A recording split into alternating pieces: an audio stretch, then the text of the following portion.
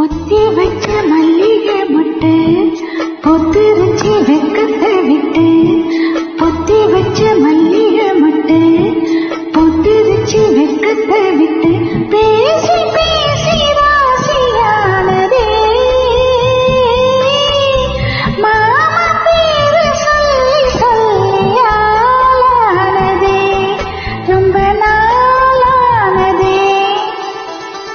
பொத்தி வச்ச மல்லிகை முட்டு பொத்திருச்சி